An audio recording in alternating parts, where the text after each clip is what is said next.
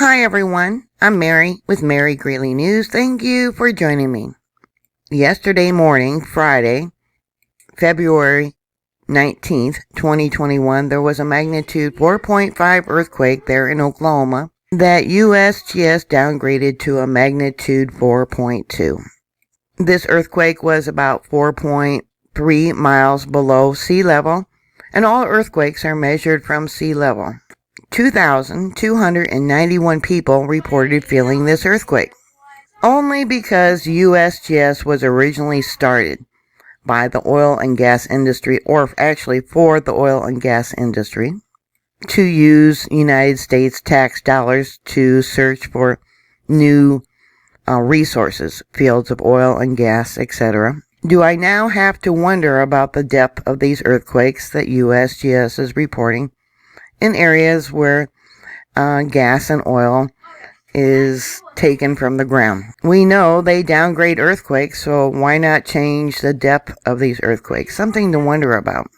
On the felt reports, it was across a very wide area, and I'm going to bring this out all the way up to Iowa, Nebraska, Arkansas, Dallas, Texas, Austin, Houston. They reported feeling this earthquake.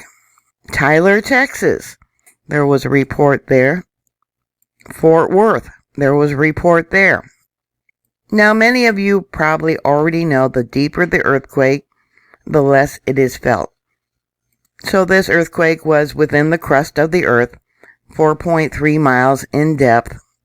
Could very well be a fault line that was ruptured because of the extraction of the oil and the gas. And it took them years to admit that the wastewater that's being pumped into the ground was causing these earthquakes. It took years before they would even admit that they were the cause of these earthquakes. East of this location is what's called the Humboldt Fault Zone. I've talked about that, and how there's a series of faults joining this, going north and south throughout this entire location. It's part of what's called a basement fault system that has, since its formation, been covered over by sediment. It extends from Nebraska through Kansas and then into Oklahoma and all the way down to Texas. After this earthquake, there was a magnitude 4.0 close to the same location. Also, USGS has listed off towards the east a magnitude 0.4. Perry, Oklahoma. What's going on with that magnitude question mark? That one was today, 3.4 kilometers in depth. So that would be about 2 miles in depth. One person reported feeling that earthquake. There's the location of that earthquake. Larmont, Oklahoma had a 1.8. That one also was today, 4 kilometers in depth. And they have 30 earthquakes listed for the last week. Since when does USGS don't know what a magnitude of an earthquake is? Here's the location. I've talked about how USGS triangulates the earthquakes. They use 3 different directions in a triangle to get the depth and the magnitude of the earthquake. So I'll bring this out again. It's quite a ways from this 4.5 or 4.2. All right, there you go. Right there.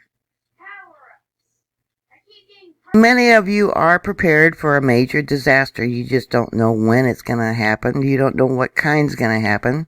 I bet the people down there in Texas actually decided to prepare. Another thing that was brought up for people who are awake. Yes, you are awake. I don't care. They can make fun of the preppers, say we're tinfoil hat people, but at least we are prepared for a disaster. But another thing that was mentioned about being prepared was to have for our pets pet carriers. So if you have to go to a disaster facility, a Red Cross building, a warming center, You can take your pets with you. You don't have to stay in your home with damage or cold or whatever. Yeah, I thought it was a very good idea to mention the pet carriers we should put in our supplies of prepper things to have before a disaster happens. I have 2 pet carriers for my 4 cats, so the cats would have to double up. But for my area, where the biggest threat would be tornadoes, it is so much easier to grab the cats, throw them into the carrier, and then take them down to the basement and wait out the tornado threat. I have so many prepper supplies that I've been able to accumulate over the years, a little bit at a time. I don't make a lot of money.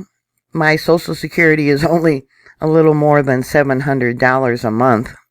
But I pick them up at the local secondhand stores where I got my pet carriers.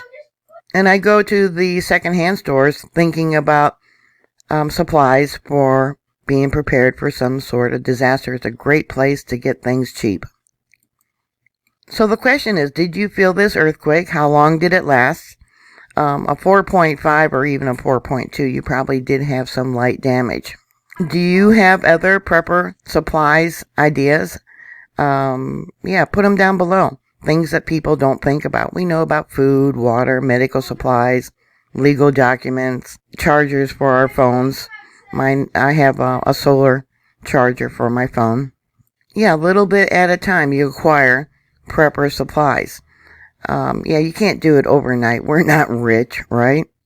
So what are your thoughts? Please put your comments down below. Thank you for watching. Please stay safe. And I'll talk to you later. God bless y'all. Bye.